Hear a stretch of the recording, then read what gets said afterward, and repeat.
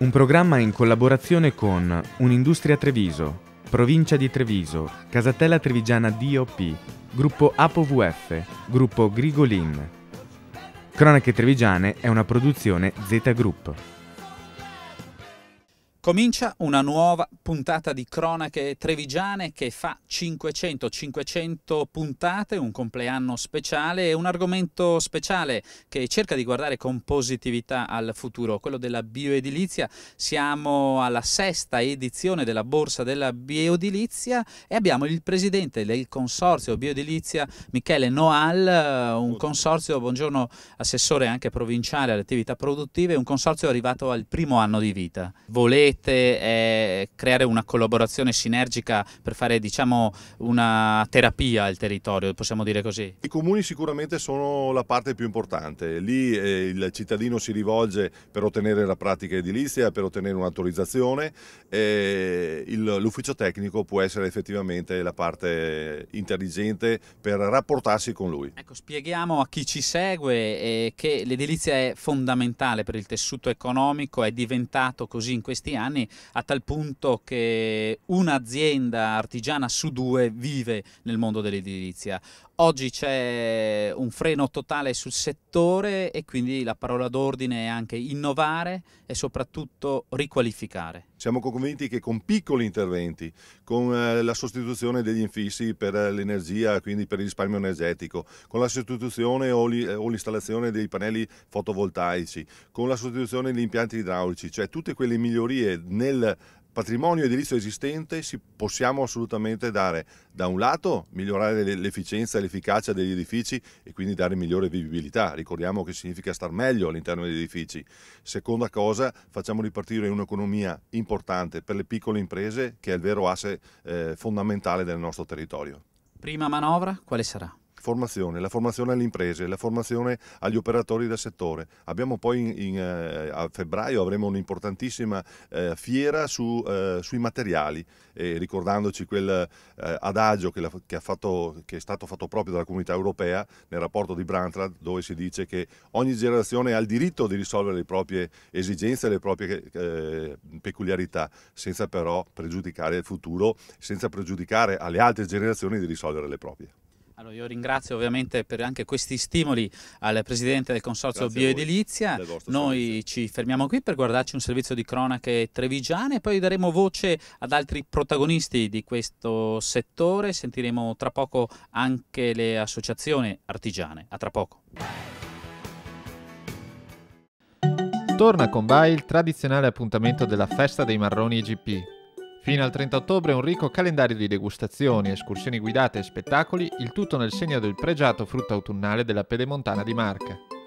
Giunta la 67esima edizione, la Festa dei Marroni si inserisce all'interno della rassegna Delizia d'autunno e vede ogni anno una folta partecipazione di pubblico non solo locale, attirato dalla ricca offerta gastronomica e dai tanti eventi allestiti dalla Proloco di Combai. Un evento che appartiene all'identità del territorio, sostiene il sindaco di Miane, Angela Colmellere. Festa che rappresenta una comunità, che fa la storia di una comunità, perché appunto da tanti anni si rinnova ogni anno in maniera diversa, in maniera più creativa, più divertente per tutti appunto gli appassionati e comunque le persone che vengono da fuori. Una festa per tutti i gusti, assicura la presidente della Proloco, Maria Vittoria Moro. I bambini per l'esplore ambiente, poi gli adulti per la fantastica via, per i cori, per le mostre di pittura che sono molto importanti, per gli artigiani del legno e soprattutto anche per il simposio di scultura che è quest'anno la 12ª edizione. Con la festa è stato anche inaugurato un nuovo centro di lavorazione del Marrone IGP destinato ad ospitare l'intera filiera della castagna. Ce ne parla Gianni Pagos, presidente dell'Associazione Produttori del Marrone di Combai. Oltre alla lavorazione del prodotto fresco da vendere appunto fresco, ci darà la possibilità di lavorare ulteriormente anche il prodotto. Andremo a fare un forno per l'essiccazione dei marroni, avremo così la farina che ci servirà per avere dei dolci di marroni da mettere sul mercato e quindi avremo un prodotto che rimarrà sul mercato per tutto il tempo dell'anno. Andremo a creare il Museo della Castagnicoltura. Abbiamo una storia molto antica del marrone di Combai, abbiamo documenti che partono dal 1200 e qui andremo a creare questo museo che sarà fruibile alle scolaresche nell'Esplora Ambiente, in quella manifestazione Esplora Ambiente, e comunque rimarrà aperto tutto l'anno per il turismo e appunto per le scolaresche. Un investimento importante per il territorio, salutato con soddisfazione dal presidente Leonardo Muraro.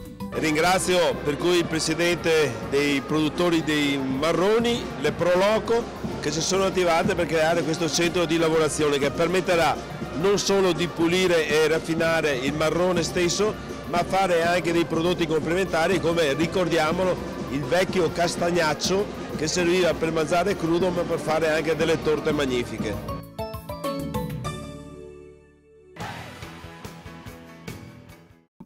E rientriamo in questo studio ideale dedicato alla 6ª edizione della Borsa della Bioedilizia. Di cosa si tratta? Lo chiediamo al presidente del Meta Distretto Veneto, Alessandro Conte. Buona giornata presidente. Allora, Borsa della Bioedilizia, un'esperienza che è arrivata alla 6ª edizione. Spieghiamo come funziona. Qui c'è un momento in cui le aziende si scambiano i propri prodotti e le proprie opportunità. C'è un po' di fiducia in Veneto, si vede un po' di luce in fondo al tunnel? Ma io credo che sia importante aver fiducia nel proprio territorio e anche nel Veneto, proprio perché noi abbiamo costruito tanto, abbiamo costruito male, c'è in più, però dobbiamo pensare al recupero. Ci sono possibilità, anche possibilità di avere dei contributi proprio per andare a riqualificare la nostra edilizia.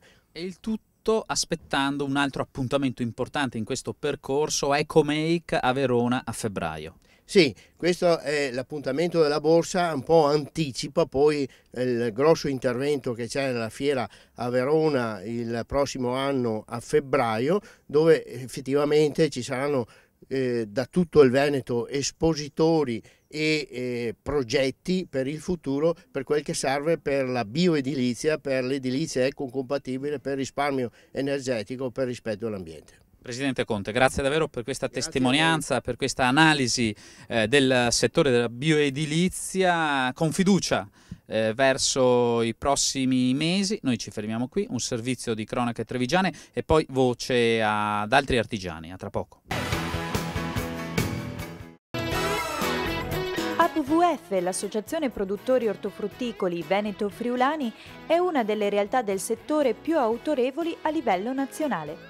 Circa 3.000 produttori agricoli costituiscono il cuore pulsante di APVF, che confeziona e commercializza le loro produzioni. Si tratta di vere eccellenze dell'ortofrutta, alcune delle quali a marchio IGP, che trovano spazio nei mercati tradizionali di casa nostra, ma anche in Europa e fuori dai suoi confini.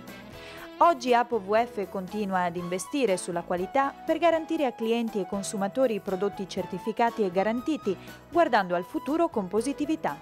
Si guarda il futuro con positività perché c'è una base sociale molto coesa, molto vicina all'azienda. Stiamo investendo molto in macchine, in impianti e il nostro obiettivo è quello di ridurre la filiera tra il produttore e il consumatore, e quindi noi andremo sempre più vicino al consumatore finale con un prodotto finito. Lo stesso presidente Rossi conferma la volontà dell'Associazione di Produttori Veneto-Friulana, che ha la sua sede principale a San Polo di Piave, di guardare al mercato, quindi con la volontà di costruire una filiera corta. Raccolta diretta, si lavora qui in confezioni da 4, 6, 8, dipende, cassettine da 1 chilo, 2 kg e si manda subito in distribuzione. E questa è una garanzia di prodotto fresco, di qualità e genuinità. Dal campo alla tavola con prodotti tipici nostri. Abbiamo cambiato strategia, non si va più alla grande distribuzione attraverso un'azienda di servizi, ma si va in diretta attraverso i produttori. I produttori fanno della differenza e il territorio ci aiuta molto per questa differenza. APVF quindi resta legata alla propria missione, che vede in cima alla lista delle priorità la soddisfazione dei suoi soci produttori e dei consumatori finali. La sfida e la vittoria passa attraverso un prodotto e un territorio. Noi abbiamo dei prodotti IGP, dei prodotti meravigliosi. È importante che i consumatori acquistino i prodotti di stagione e questa è una garanzia.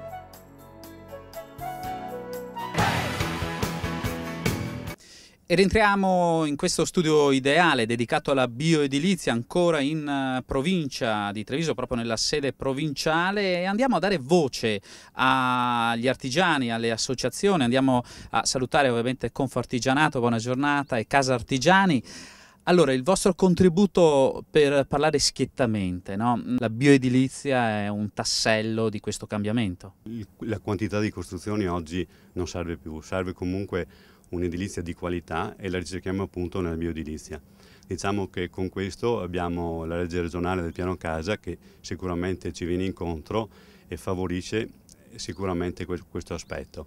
Diciamo che il piano casa, avendo emanato questa legge, è fatta apposta per il cittadino, fatta soprattutto per il cittadino, perché per riuscire a riqualificare quegli edifici fatti nel periodo degli anni 50 e 60 in economia, con questa legge si riesce a rimettere e sistemare questi edifici ora obsoleti. E quindi è un'opportunità?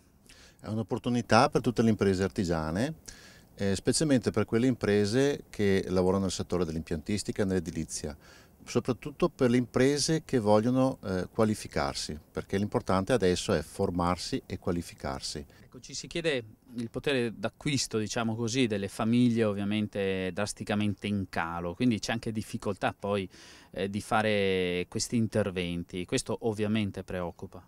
Sì, certo, però vede, con la nuova opportunità adesso di fare questi piccoli ampliamenti, di dare, di poter realizzare il secondo bagno oppure la stanza in più, anche questo nell'insieme della nostra provincia è sempre un dato importante, un motivo di lavoro per tutte le imprese artigiane. Certamente, e questo lo dimostra che i dati, no? I dati ci dicono questo: 26.000 famiglie hanno aderito al piano casa. Certamente, in Veneto, e direi che il numero non è poco, anche perché sicuramente in questo tipo di lavori, siccome si trattano di piccolissimi lavori, come diceva il mio collega, sono lavori che sicuramente trovano spazio nelle nostre aziende soprattutto artigiane, che hanno di media 1, 2, 3 dipendenti. Allora, io vi ringrazio davvero per la vostra testimonianza, grazie davvero. Noi terminiamo questo approfondimento sulla bioedilizia, e per chi volesse saperne di più c'è il sito internet del Consorzio della Bioedilizia, il Metadistretto, insomma tante informazioni in rete. Noi ci fermiamo qui, ancora complimenti a Cronache Trevigiane per le 500 puntate e tra poco cambiamo pagina.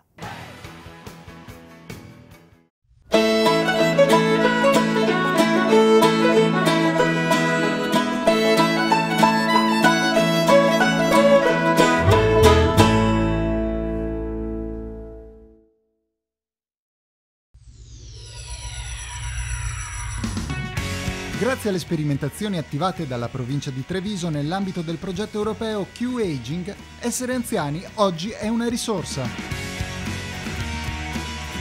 Per informazioni rivolgiti agli sportelli dell'Ufficio Politiche Sociali presso la sede della provincia di Treviso.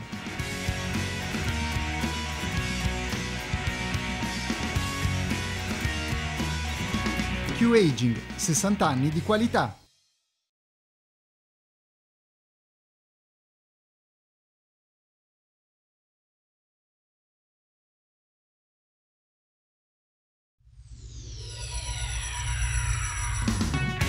Grazie alle sperimentazioni attivate dalla provincia di Treviso nell'ambito del progetto europeo Q-Aging, essere anziani oggi è una risorsa.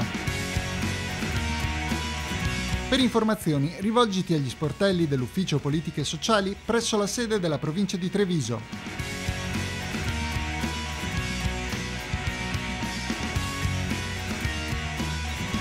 Q-Aging, 60 anni di qualità.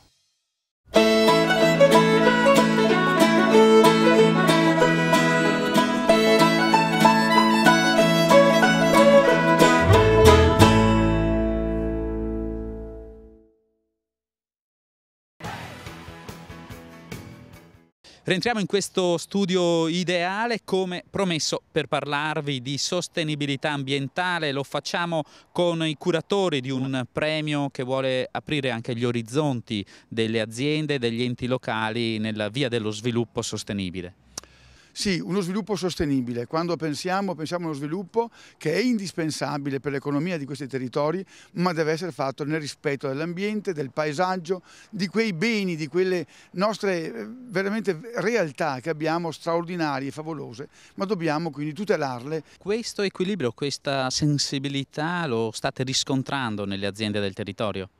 Sì, ci sono e le aziende hanno ben chiaro che oggi lo sviluppo premia questi territori se è fatto con una sostenibilità, guardando avanti. Noi abbiamo commissionato 2 studi, uno come banca e una fondazione Vilemo, sul appunto quale deve essere la valorizzazione, in che modo, in che maniera la sostenibilità socio-economica, ambientale e paesaggistica su 2 fronti diversi, chiaramente la fondazione per il suo aspetto di paesaggio, di ambiente e territorio, la banca per la parte socio-economica di queste realtà, e quindi vanno valorizzate e valutate quelle che sono i progetti che oggi noi abbiamo in mente di fare sulla Pedemontana Castellana per dare alle imprese, per dare anche agli enti pubblici che vorranno raccogliere queste nostre idee, questi nostri studi e ricerche, ma anche non solamente recepirli, ma anche applicarli. Presidente, infine c'è in questi anni di premio un progetto originale che l'ha colpita favorevolmente? Sono tutti diciamo inequivocabilmente differenti, ma comunque meritevoli. Poi come in ogni realtà c'è il primo e il secondo, ma non un primo o secondo perché il secondo sia completamente lontano. Hanno capito e sono delle intelligenze e delle capacità in cui tutti dobbiamo quindi aderire e quindi allargare. Io spero che invece di più ancora, più soggetti ancora economici e pubblici abbraccino queste idee, queste iniziative per metterle a disposizione di tutti. Allora Presidente, io la ringrazio per questa testimonianza, per averci aperto questa seconda parte di Cronache Trevigiane, e tra poco allora daremo proprio voce a queste aziende che ci spiegheranno i loro progetti. Grazie, a tra poco.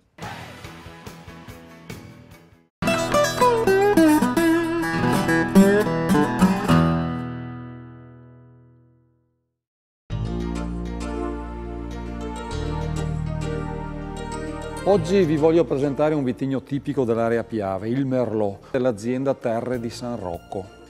Limpido, dal colore rosso rubino con lievissimi tenori granati. Del resto ha una sua piacevole consistenza, media consistenza per quanto riguarda il territorio. Un naso ricco, un naso giovane, un naso speziato, un naso che deriva dal fatto che abbia maturato in piccole botti di rovere, la barrique.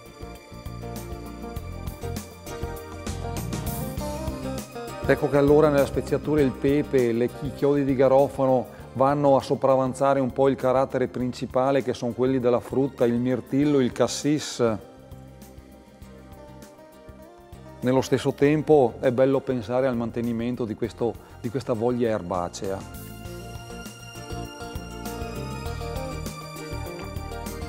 Gusto secco, gusto caldo, sapido nel suo carattere. Di medio carattere per quanto riguarda la sua sensazione pseudocalorica. Un retrogusto che è ancora giovane, voglio dire porta di più lo speziato. Io lo abbinerei con l'idea delle carni arrosto, però giocherei appunto nell'anatra, nell'oca, nel piccione e lo servirei a temperature di 16-18 gradi.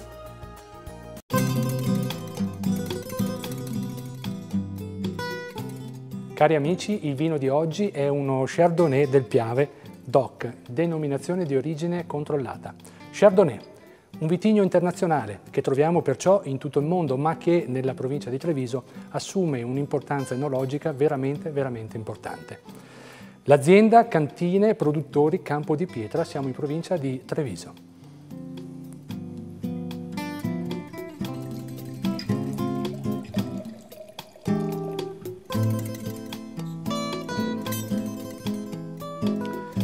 Il colore, certamente un colore tipico di questo vitigno, un bel giallo paglierino luminoso. Proviamolo al naso. Aromi delicati, certamente di frutta matura come la pera matura, la mela matura, ma alcuni profumi esotici. Ecco che quindi si propone l'ananas matura e un po' di mineralità nel finale. Proviamolo in bocca.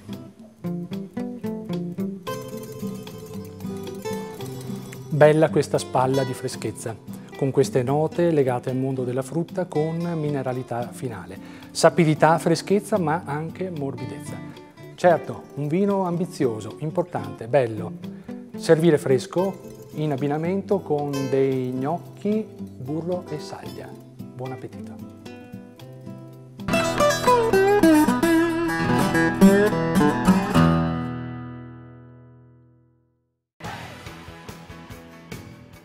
E rientriamo in questo studio ideale ancora qui nelle adiacenze di Villa Emo per seguire questo premio sostenibilità del credito trevigiano, ma attenzione anche primo premio del Club EMAS. Che cos'è Club EMAS? Beh, lo chiediamo al suo presidente Daniele Pernigotti, che saluto con una stretta di mano. Buongiorno. Allora Presidente, che cos'è Club EMAS? Allora, prima spieghiamo due parole su cos'è l'EMAS. L'EMAS è un regolamento europeo che porta a formalizzare la gestione ambientale di un'azienda e comunicarla verso l'esterno con una dichiarazione ambientale. Il Club EMAS Veneto raccoglie queste organizzazioni e le mette insieme per fare una lobby positiva rispetto agli enti pubblici, perché sia valorizzato sul territorio questo impegno verso l'ambiente. Ecco, una lobby che nasce da una spinta dal basso, lei diceva.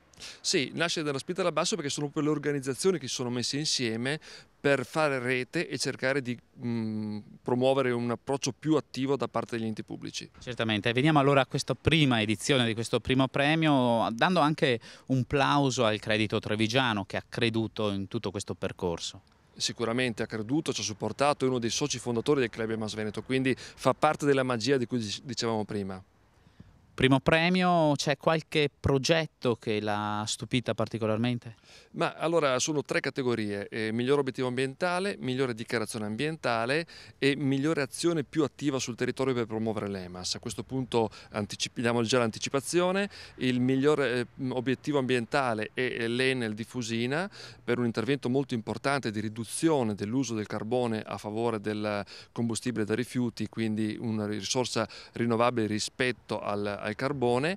E per quanto riguarda la migliore dichiarazione ambientale è proprio il credito cooperativo trevigiano che ha avuto il primo premio, e per quanto riguarda l'azione più efficace sul territorio di promozione dell'EMAS è la località di Bibione e il comune di San Michele al Tagliamento, per le azioni gli interventi che ha fatto sul territorio. La ringraziamo davvero per questa testimonianza, grazie Presidente. Noi ci fermiamo qui e tra poco voce alle aziende che hanno partecipato a questo premio. A tra poco. Il caldo della lunga estate ha lasciato il passo al freddo dell'autunno, pronto a scaldarci però con un ricco programma di appuntamenti. Previsto per novembre infatti un fitto calendario di eventi da non perdere, eventi per tutti i gusti. A proposito di gusti, prosegue la quarta edizione della rassegna Delizie d'autunno, curata dalle Pro Loco dell'Umpli Trevigiana, con la sua ricca agenda di appuntamenti dedicati alle specialità enogastronomiche del territorio. La rassegna propone alla fine di ottobre la 67esima Festa dei Marroni di Combay e la Festa della Zucca, in scena a Sernaglia della Battaglia dal 29 al 31 ottobre. Novembre invece è inaugurato da San Martino tra i sapori d'autunno, evento a cura della Pro Loco di Paese che si svolge dal 5 al 13 del mese, mentre dal 17 a Volpago del Montello si terrà la 38esima mostra dei vini del Montello e dei Colli Asolani. Prodotti tipici al centro di un altro tradizionale appuntamento enogastronomico, la 30esima Festa del Radicchio di Rio San Martino, che si terrà dal 4 al 20 novembre nella frazione di Scorzè. All'interno dei 4.000 metri del Pala Radicchio, cui si può accedere gratuitamente per visitare l'esposizione dei migliori prodotti tipici della zona, si svolgeranno le tante iniziative legate a questa manifestazione, organizzata dagli amici del Radicchio della Pro Loco di Scorzè, in collaborazione con l'associazione Strada del Radicchio. La pregiata cicoria rossa è protagonista anche della rassegna a cena con i ristoratori del Radicchio nelle Ville Palladiane. Unione tra cultura e buona cucina nel segno del variegato di Castelfranco IGP. La rassegna inizia l'11 novembre con una cena in Villa Cornar della Regina, a Cavasagra di Vedelago, e segue ogni settimana in una sede diversa lungo la Castellana, il 18 a Villa Emo, il 25 a Camarcello, il 2 dicembre a Villa Barbaro. Infine non si può dimenticare un importante appuntamento fuori provincia, ma che ogni anno coinvolge tantissimi trevigiani, sia tra gli espositori sia tra il pubblico. Stiamo parlando della Fiera Cavalli, da oltre un secolo il punto di riferimento nel panorama equestre mondiale, che si terrà a Verona dal 3 al 6 novembre. Ed entriamo come promesso in questo studio ideale dedicato a questo premio sostenibilità voluto dal Credito Trevigiano con due realtà di questo territorio che si sono distinte con una menzione Adriatica Strade, buona giornata, e con, chiamiamolo il primo premio, la Giorgio Marin. Allora, intanto andiamo a spiegare il vostro progetto, Adriatica Strade. Allora, il nostro progetto partiva come base dalla gestione dell'impianto di rifiuti inerti e provenienti dalle demolizioni che gestiamo, autorizzato dalla provincia di Treviso. Abbiamo considerato l'opportunità di applicare il sistema di gestione ambientale conforme allo standard 14001 per tenere meglio sotto controllo tutti questi impatti che la nostra attività poteva avere sulle matrici ambientali. E nel corso di questo cammino, andando ad applicare i vari punti della norma, abbiamo cominciato ad accogliere dei dati relativi ai consumi. Abbiamo cominciato a pensare di applicare anche tecnologie di risparmio energetico. E andiamo invece all'azienda Giorgio Marin, legnami, energie rinnovabili, anche in questo caso un occhio sulla sostenibilità dei progetti, su uno sviluppo che parla verde. La Giorgio Marin ha iniziato la sua scommessa, diciamo, all'inizio degli anni 2000, credendo sulla commercializzazione di un prodotto da provenienza sostenibile. Abbiamo sposato subito nel 2003 la certificazione FSC, dietro alla quale c'è Greenpeace, c'è WWF, per cui ci sono delle società, insomma, di una certa, delle ONG piuttosto accreditate, e per poi sposare nel 2005 ed essere stata una tra le prime aziende in Europa ad avere sia la certificazione del legname FSC che quello PEFC. Altrettanto, praticamente tutte queste due certificazioni si basano sul disboscamento, ma non soltanto su come viene fatto il disboscamento, ma anche negli stati dove questo disboscamento avviene, che venga fatto in relazione anche della popolazione, di tutto quello che è il sociale. Proprio in conclusione, brevissimamente, guardando al futuro, c'è luce? Allora, per noi è già una scommessa mezza vinta, anche perché un dato importante a cui non ho fatto menzione prima è stato che quando noi abbiamo iniziato nel 2002 il commercio del materiale certificato era il 10%. L'anno scorso e quest'anno siamo già al 70% del volume del materiale trattato e materiale di provenienza certificata. Quindi già questo ci permette di essere all'interno di mercati dove prima o ci sei oppure non ci sei. Per me c'è una grossa luce, nel mio settore questo è un progetto che è pienamente replicabile, diciamo, le condizioni ci sono per tutti. È una questione che comunque bisogna crederci, perché un primo sforzo iniziale dal punto di vista economico ed organizzativo c'è parecchio, soprattutto su un'azienda, diciamo, tradizionale, quasi, diciamo, artigianale, siamo quasi diventati una gestione industriale, ecco. Allora, io vi ringrazio davvero per queste testimonianze e quindi complimenti a queste realtà che si sono distinte in questo premio Credito Trevigiano ed EMAS. Siamo arrivati alle conclusioni di questa puntata di Cronache Trevigiane con un messaggio anche positivo. Ci rivediamo la prossima settimana, stesso canale televisivo e stesso orario. Alla prossima.